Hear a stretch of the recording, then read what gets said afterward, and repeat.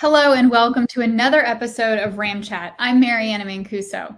Like many of you, I too have been concerned about the GOP's assault on voting rights, and with the growing rise of extremism within the Republican Party, I've spent a lot of days wondering how can we protect our democracy?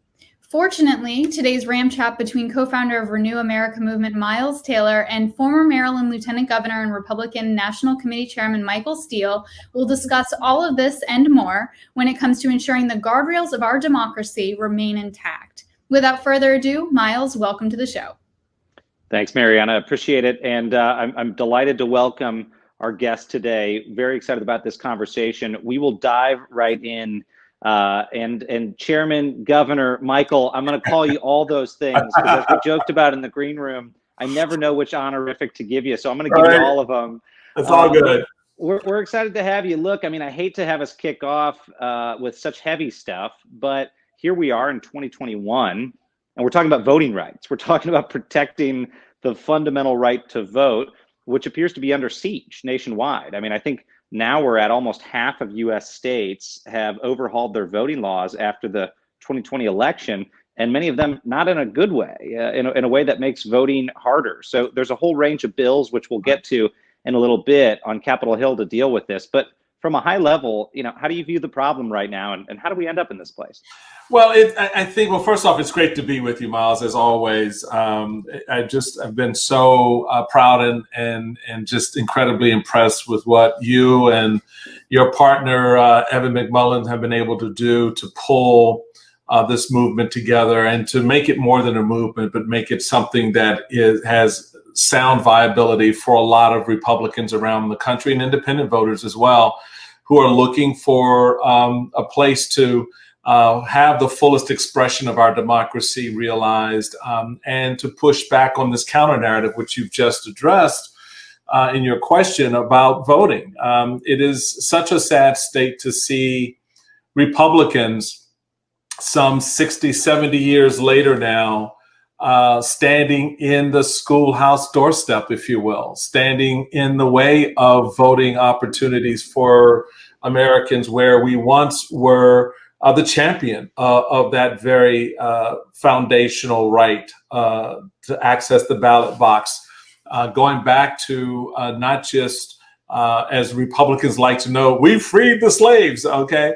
Yeah, but then the question is, what'd you do next? And we can look throughout 100+ years of history to see where the party moved the civil rights agenda forward, but suddenly calculated something different. And you see that manifest today in states largely led by Republican legislatures and governors, where they are so bereft of a message, so bereft of a policy. I mean, I'll give you an example. I'm still waiting for that healthcare policy, which we said we were going to repeal and replace Obamacare. 2 weeks. I think Trump was going to release it in 2 weeks. Yeah. And then there's infrastructure, which now the Democrats command and control, as opposed to Republicans putting their imprimatur on such a policy. So bereft of ideas, bereft of a national narrative for governance, bereft of specific policy proposals that would underpin that governance, we have to resort to making it harder for people to access the ballot box. Why? Because you can't win any other way. And I think it's important for voters to understand exactly what this is right now. This is about 2024. 2020 is now in the rearview mirror, but it isn't. It was actually the starting point for this systematic takedown of our democratic system through the ballot box. And we saw that play out on January 6th. We've since seen it play out in what various states are doing. So we have a lot of work in front of us, those of us who are standing with democracy, to make sure people understand exactly what's at stake, why it's at stake, who the perpetrators are in this takedown of our democracy, and why it's important for Renew America and others out there to be on that front line. Now, Governor, you of course ran the Republican National Committee. Was this even a front burner or a top 5 issue when you were chairman? And if not, how do we get back to that period where we're no longer debating rewriting the rules of the game, and we just go play the game? Well, first off, to your first question, oh, hell no. There's no way under my watch we were going to systematically go in and start taking out people's right to vote. In fact, I have advocated since I was a county chairman here in Prince George's County for expanding the vote. I'm the chairman who articulated publicly we should make, and this is again 2009, 2010, that we should make voting election day a national holiday. We should move it from November to the spring.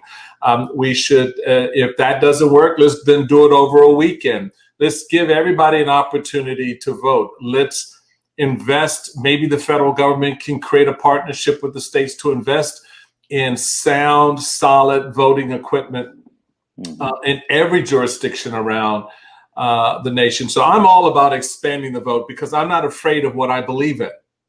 I'm not afraid of what you believe in. You and I have had enough conversations to know we are simpatico on a whole host of issues that fundamentally underscore why we believe, a sort of, limited government, pro-enterprise, free market, standing with our allies around the world, identifying and pushing back up against our enemies and our adversaries around the world, and even here at home matters. And so if you're not afraid to make that expression of our values and ideas as part of the national conversation in town squares around the country, then you're not afraid of people voting. Because if you believe in those ideas, you firmly believe that when they hear them and they begin to value them, they'll support them with their vote. When you cannot make that case, then you have the problems that we see now. And how you get back to that, to your second point, is what you're doing and what many like you in the democracy space are doing is holding up the Constitution and saying, yeah, these words still matter. They still have value. In fact, I think I have my right here. Yeah, there we go. This is the Declaration of Independence and the Constitution. This ish matters, folks. It's still, these words, while they may have been written by white men who had a lot of property and owned slaves, those words mean as much to me, probably more so today than they did 244 years ago. And despite, what we may think about those founders and their intentions, okay, that was then. But these words work for me now. And I value this, everything that it lays out. And so that's how we begin starting there, Miles, to reorient this conversation. Let's move off the talking points that the GOP want to put out there. Let's move off the crazy that comes out of Trump's mouth every time he gets in front of two people, right? That's irrelevant in one sense, because it's more of a distraction and it gets us down rabbit holes that take us away from the fundamentals of this document. And that's where I think we begin. And that's how I think you've seen the success that Ram has seen from Americans, because you're speaking to some core values that still resonates with them.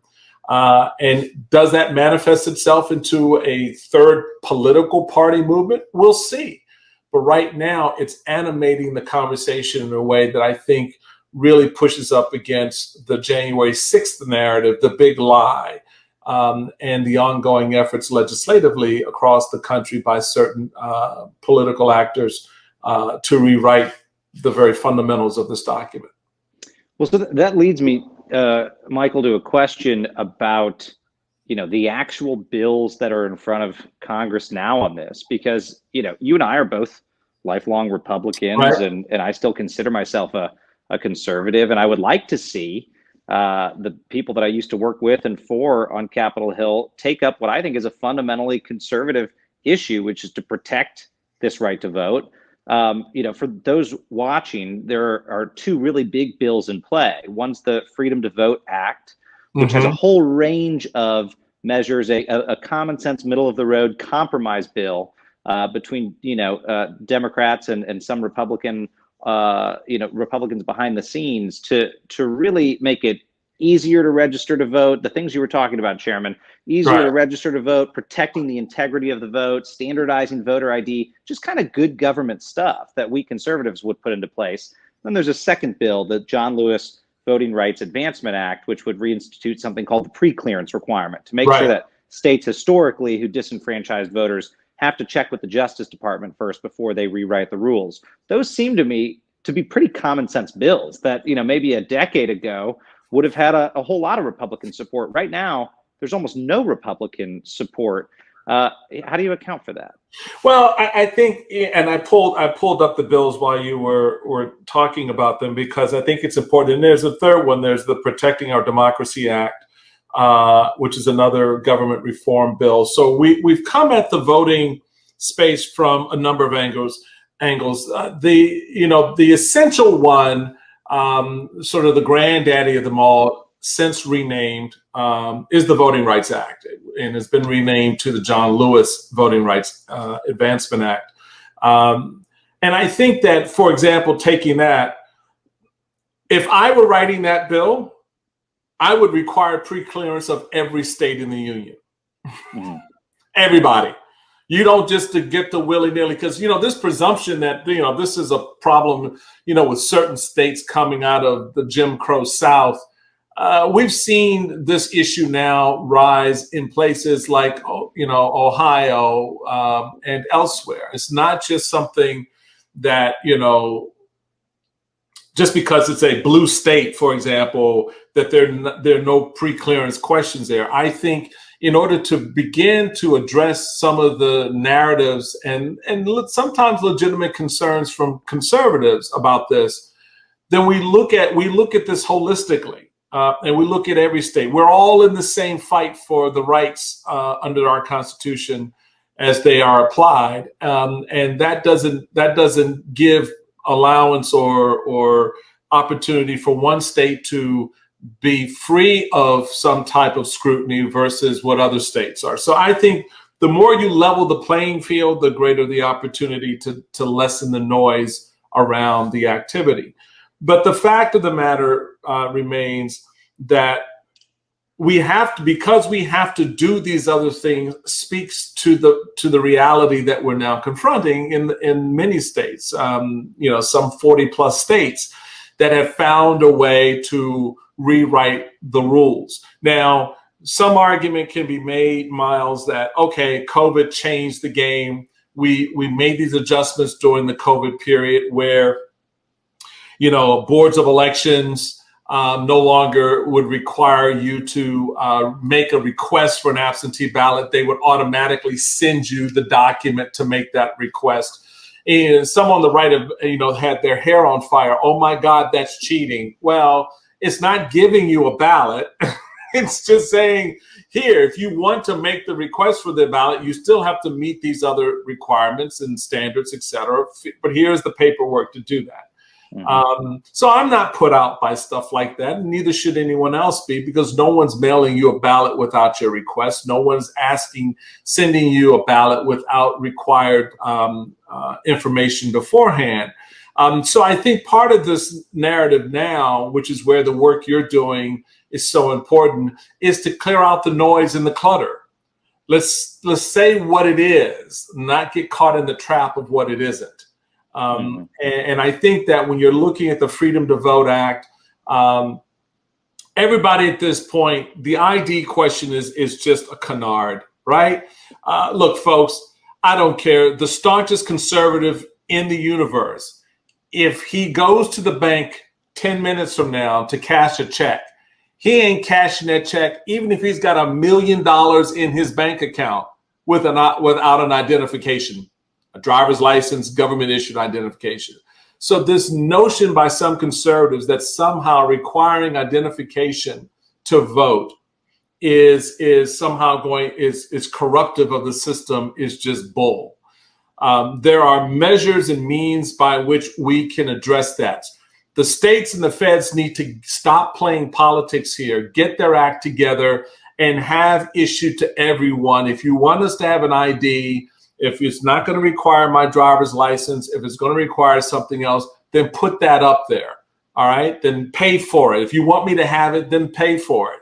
This idea that if I attend University X in city Y in state Z, that my student ID is not sufficient for purposes of voting, then give me the identification that I need. So there are ways in which we can work around some of the phony obstacles that have been put in place that address transparency, that address voter verification, etc., and allows greater access to the ballot box. That's what these measures are there to do. If I'm the Democrats, I would say this to them: would you stop trying to cram everything into one bill? Would you stop trying to create a piece of sausage that should be this size and stuffing it to be this size? Because it's not going to work. It just isn't going to work. Take what's given to you. Take what's available in front of you. You have right now an infrastructure bill that 19 Republicans have signed onto in the Senate. Mm-hmm. Pass it. Okay? Do that. The other will take care of itself. You get in the way. You see these parties, particularly in this case, the Democrats, getting in the way of successful opportunity. And making it harder on themselves. I get where the progressives are, but I'm sorry, there was no mandate by the American people for 90% of the stuff progressives are trying to stuff out there, stuff into the sausage right now. That's not saying that there won't be. It's just saying that right now there isn't. So just take what the American people are going to give you. The polls are telling you that, yeah, they may like all this stuff on childcare, but you don't have the votes for that. But take what you do have the votes for, what the American people also accept, and get the win. And then you can turn that win into a narrative for future wins. But right now, when you look at the landscape, whether it's on voting, whether it's on infrastructure, or any number of other issues, you find that they're not making the case for the American people. And the American people are looking back over at Republicans, even though they know that's not the date they want to go home with. That's not the date you don't want to go home with. That's not the date. In fact, Chairman, I'm laughing when you say that. The other week, I was asked what the GOP looks like today, and I said it looked like Tinder, the dating app, Tinder for terrorists. And I got a lot of flack for that, but I stand by it because my comment was it's like you swipe right and you match with a new extremist politician on the right who validates your crazy views, and there's so many of them now that you don't want to take these folks on a date. They're you don't spooky. Want your son or daughter to come home with that. You don't. I'm sorry, you just don't. You don't. Well, you brought up something a little bit ago here, POTA. Right? The Protect Our Democracy Act. Now, if I had been a smart congressional staffer, I would have found a way to put a Y at the beginning. The Yoda bill would have gone a lot further. They love acronyms up there, but I guess we ended up with POTA.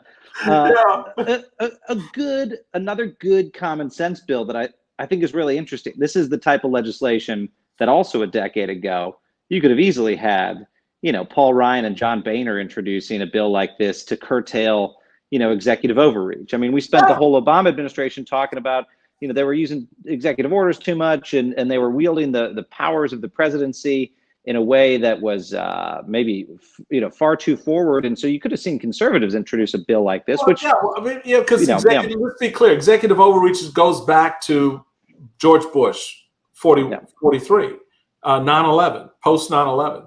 So this is a space where we've watched that erosion of legislative authority by the executive branch. Look, it goes back to what I was just saying. If it's there and I can take it and you won't stop me, guess what I'm going to do? You're going to take it. You're going to take it. I'm going to take it. So don't bitch at me because I took it. You didn't stop me. So that's where something like POTA, which is, again, the Protect Our Democracy Act, which is a check on aggressive executive authority and power by the legislature, but also sort of reaffirms that very delicate partnership between the legislative and the executive branch. And you're absolutely right. Under an Obama administration, Republicans would have been falling all over themselves to promote POTA, and would have been making that case. But now they won't, and they're not, because it doesn't serve their political interest to do so, particularly if they taste the opportunity to reclaim the House, potentially Senate, and the White House in 2024. Why would they want that limitation in place if they're putting in place structures and trying to get people elected who will uphold the January 6th narrative?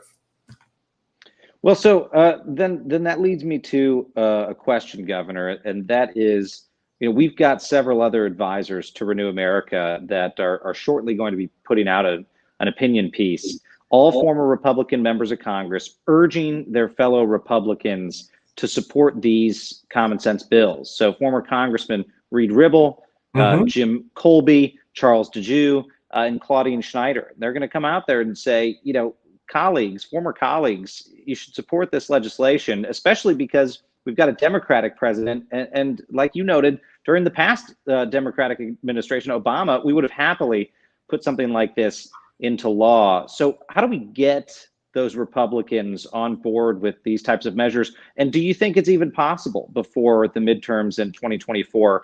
Or are we in total gridlock because of the specter hanging over the party right now? I don't think you can. I don't think you will. And I appreciate, members of the RAM advisory, which I serve as well. Those congressional members doing this. I think it's a pin moment where you stick a pin in this moment, and that's what they're doing. But this leadership doesn't exist inside this Republican caucus. I think we just need to be honest and realistic about that. They stripped a good public servant in Liz Cheney of her leadership because she wouldn't stand in front of a country and lie to the country because the caucus wanted her to. You got to stand with the caucus. You got to uphold. Yeah, all right. So people go to jail for that stuff in real life, right? When you standing with your homies after you rob a store. CEOs, board of directors. Yeah. So you're going to take the whole snitching thing all the way to Congress, right? Yeah. Stop it. It's just stupid. And I think it's important to make the case, but I just don't see any Republicans currently serving that are going to in leadership. There'll be rank and file members, our buddy Adam Kinzinger and others who will stand up and say, yeah, what they said, we should be doing this and making their advocacy real. But they're not going to, who's going to back them up? Tim Scott, John Thune, who's going to back these guys up? Who's going to back up what these former members write? I mean, I don't see that kind of leadership emerging because everybody's sitting there betting on 2022, giving them back power when you don't deserve it. You deserve power when you show leadership. You deserve power when you show you can govern. You had 4 years to govern and you didn't do squat. I mean, except blame Democrats. And even then, for example, the last debt ceiling crisis, the Democrats said, "Okay, we'll give you the votes you need," even though Republicans were in the majority. Now you can't get Mitch McConnell to even free up the pathway for the Democrats to vote with the majority that they have to fix the debt ceiling. He's still saying, "Oh, you're going to need 60 votes." Well, where the hell am I going to get 10 Republicans? I mean, can we let's be logical about the crap that's going on right now. And everything, Miles, everything is political. Nothing's about people. Nothing's about families trying to make their ends meet every day. Nothing's about the fact that we're watching gas prices go up to the roof today. The market's reacting to this intransigence by Republicans, and Republicans are like, we don't care. Because they're looking at the American people and they're basically saying this: you are so stupid. We know you're going to vote for us next year. So it doesn't matter what we do. You're going to vote for us anyway because we're going to tell you not like the other guy. We're going to tell you how bad the other guys are. We're going to tell you how much debt they run. They want to raise the debt ceiling so they can spend more money. No, they want to raise the debt ceiling because of all the money you've already spent. The debt ceiling is not about paying for future bills. It's paying for the $8 trillion that Republicans spent in 4 years. So, that leadership isn't there. And I understand everyone's like, oh, well, maybe Republicans aren't playing that game. Republicans are playing one game only, and that's the game that's being dictated to them by two people, Mitch McConnell in the Senate and Donald Trump from wherever he is in Florida. That's it. Well, that begs the question then. It's October. Is the U.S. House of Representatives a haunted house? Unless there's a Ghostbuster that can go up there and clean that stuff up. Yeah. I mean, and that's why another reason I find this to be just a really novel moment is here's two conservatives talking. And I think you and I probably both agree, Governor, that Kevin McCarthy, who's the, minority leader of the Republican Party in the House, doesn't deserve to be Speaker of the House. No. And that's our own party. We're saying our own team need to sit this one out because we haven't earned it, and nor do we deserve it. No, and I just don't see what are they going to do? You give them okay. Republicans take the House in 2022. What do they do in 2023? I mean, Joe Biden. What happens to we've seen this movie. It was called. 4 years, 8 years of Obama. We've seen this play out before. I don't get what do you think is going to happen if you give Republicans the House next year? What do you actually think is going to get accomplished? Divided government? That's bull. It's not divided government. It's do nothing government. There's nothing divided here. It's not like, you've got philosophical differences between this party and that party, and that's going to force them now to have to come to a consensus on how to deal with, I don't know, pick an issue. No, that's not what this is about. This is about power. Who has it, who asserts it, and on how much we can own the libs and how much we can make them pay. Members of our party are more fixated on the fashion wear of Alexandria Ocasio-Cortez than they are about putting forth a sound infrastructure bill or putting forth a sound healthcare bill or putting forth a sound border immigration bill other than build the wall and, look at all these black and brown people coming across the border that we don't want in our country. That's our policy.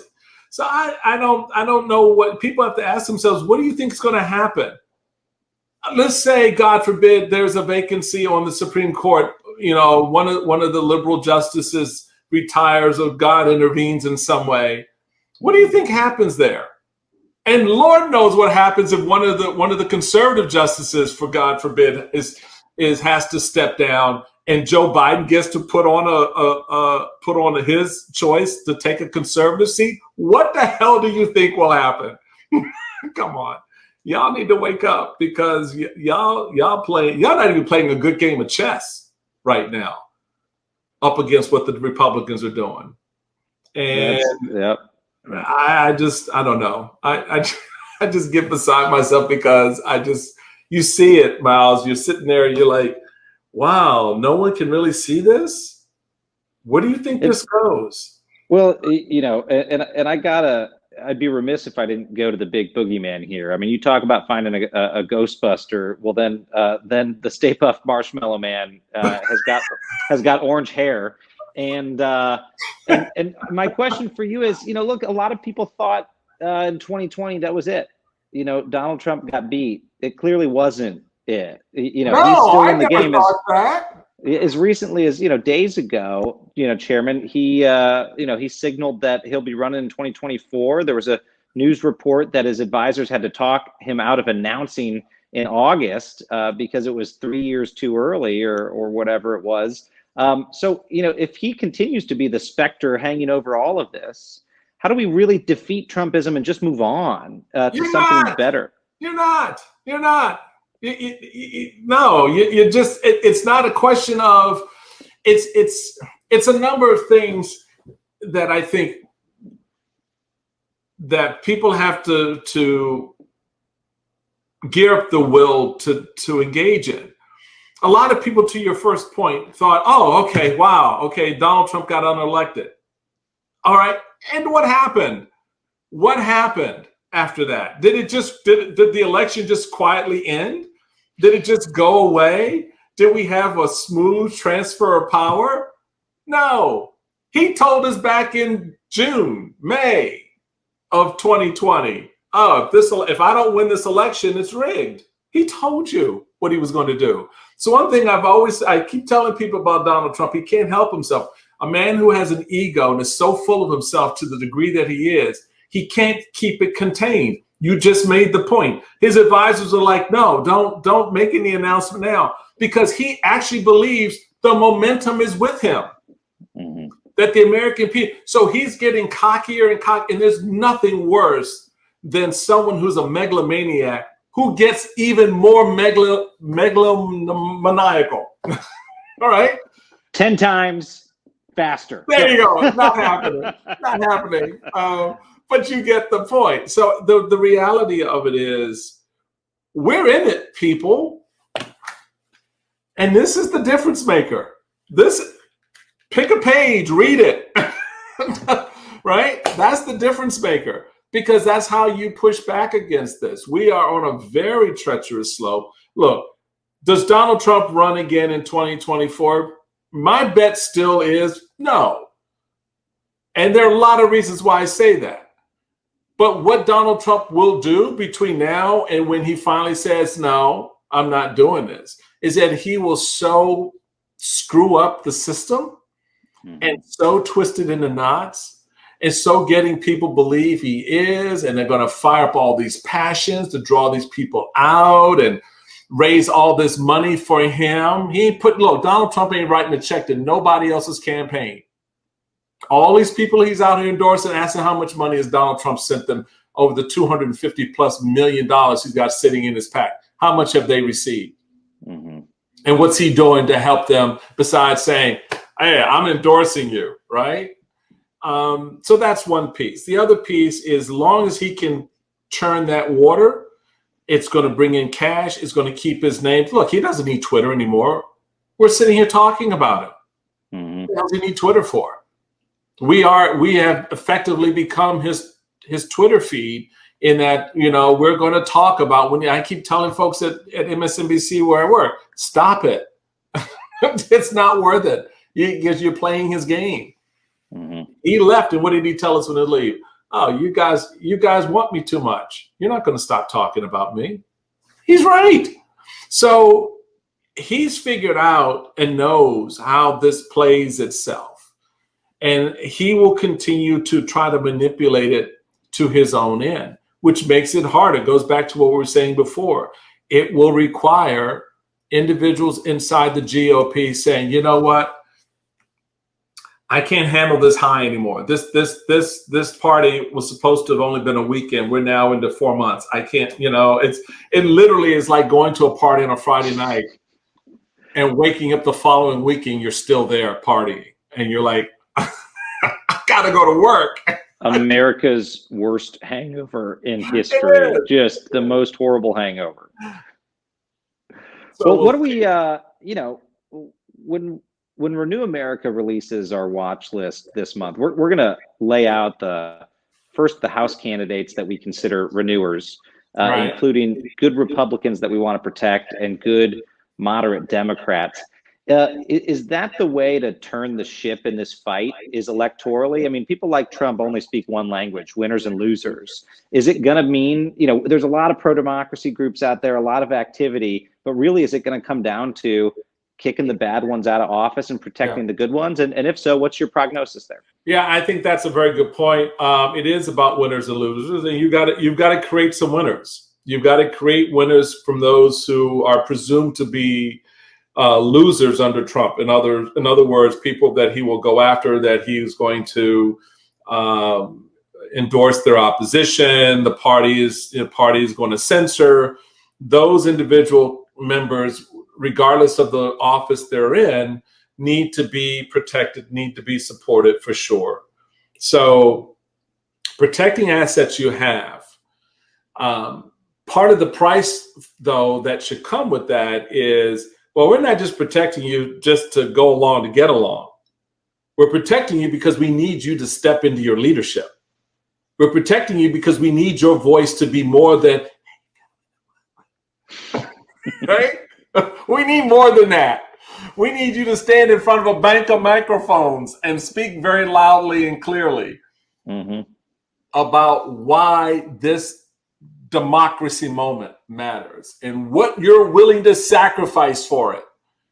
And then that becomes self-reinforcing, that becomes self-fulfilling in the sense that the mission that RAM, Renew America movement, and others have out there not only gain in terms of momentum, but relevance and importance. And people, they become part of the connective tissue in this new era of democracy. Just because we've started to slide down doesn't mean that we flatline. No, you, me, Ribble,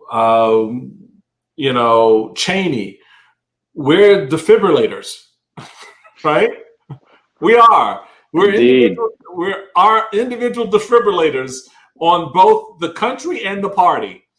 And we're here to shock the hell out of you. It reminds me of that scene from Moonstruck where Cher slaps the crap out of her co-star and says, snap out of it. That's what we are. That's what you, me, and others are at this moment. We have to be. Because if we don't, we succumb. And if we succumb, then we become, in the history books, another experiment that failed. And they will write of this great land what they've written of the Roman Empire, the Greek Empire, and so many others that have gone before that have tried to fashion some democratic ideal, but succumb to its own internal pressures.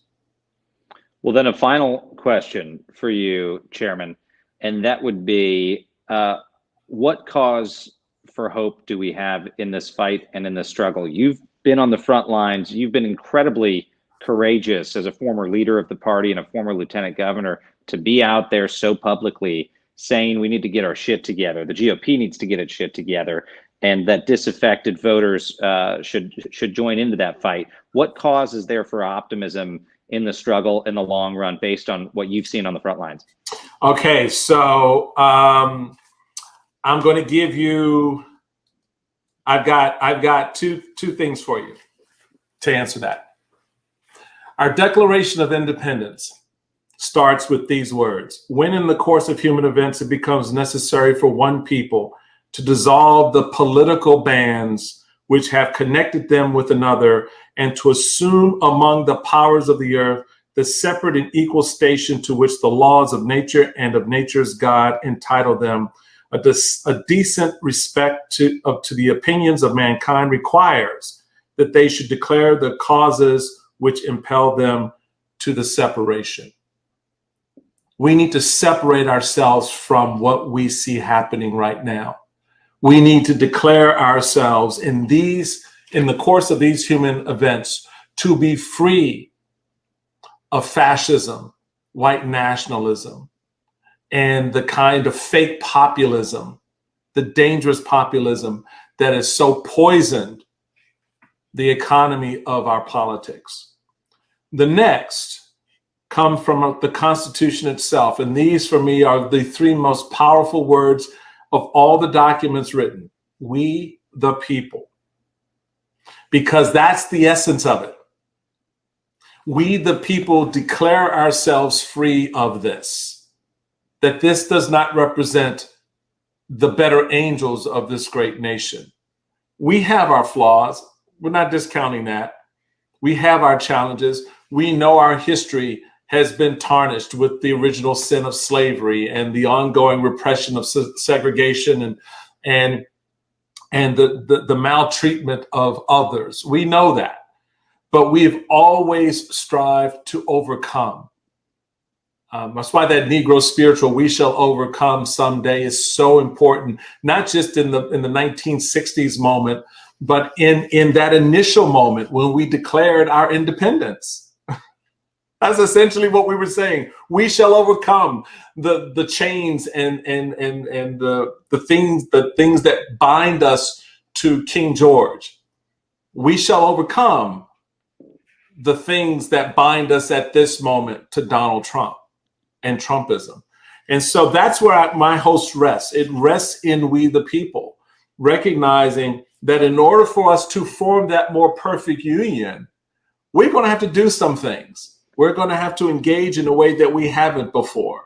We've gotten a little bit lazy and a little bit sort of laid back since the greatest generation saved us from Hitlerism and Nazism and world domination. From the underbelly of the globe at that time, right? Imagine if our grandparents and even our parents had said, "It'll work out, it'll be fine. It's just a guy with a funny mustache. Come on, what's the worst that can happen? We don't need to be involved." Remember, that was the initial attitude of a lot of Americans. There were a lot of Americans who were pro-Nazi, until they were made to understand what it meant, until they were made to confront what it does to any democratic society. So I think for me, that's where our hope lies. And I'm still hopeful the American people will take the words of our independence and the words of our Constitution to heart when we declare that we, the people, in the course of these human events, will set ourselves free. Well, Michael Steele, a powerful note to end on. You, sir, are always interesting, incisive, and inspiring. And I know this isn't in your plans, but if you so happen to end up on the debate stage in the Republican primaries in 2024 for the presidency, we're going to be cheering you on, and we hope that you can take out some of these bad cats. But in the meantime, we in America look forward to what's next for you, sir. So thanks for joining us. Michael, final word for you, and then over to Mariana. Yeah, no, my pleasure. And if I'm on that stage, all hell's about to break loose. That's why I'm fired up about it. I will not go quietly into that good night. That's for damn sure. But no, I appreciate the chance to have a conversation. Continue the good work, and I'm honored to be a part of it in however ways you need me to be. And I encourage my fellow Americans to look seriously at the work and the efforts of Renew America and get on board the effort to help our democracy, not just save it. Because even when you save something, you still need to help it because you got to keep moving forward. So there's a lot of good work ahead. Amen. Governor, thank you. Mariana, take us home. Thank you, Miles and Lieutenant Governor Steele, for an incredible conversation on how we can protect American democracy in 2022 and beyond. Similar to yourself, Lieutenant Governor, I also am clutching my Declaration of Independence and Constitution quite tightly these days. Nevertheless, I thank everyone who has joined us today. And if you enjoyed this conversation as much as I did, you're going to love our next Ram Chat. I will have the opportunity to sit down with Lieutenant Governor of Georgia, Jeff Duncan. I hear he's quite the peach. Pun intended. Lieutenant Governor Duncan will join me and Miles to discuss his latest book, GOP 2.0, and I hope that you will join us on Wednesday, October 26th at 2 p.m. for a Ram Chat with Lieutenant Governor Jeff Duncan. In the meantime, to stay up to date with everything Renew America is doing, to keep an eye out for our watch list, please find us online at renewamericamovement.com, as well as on YouTube at youtube.com/renewamericamovement, and follow us on Twitter at Renew America Movement. Have a fantastic rest of your week. We'll chat soon.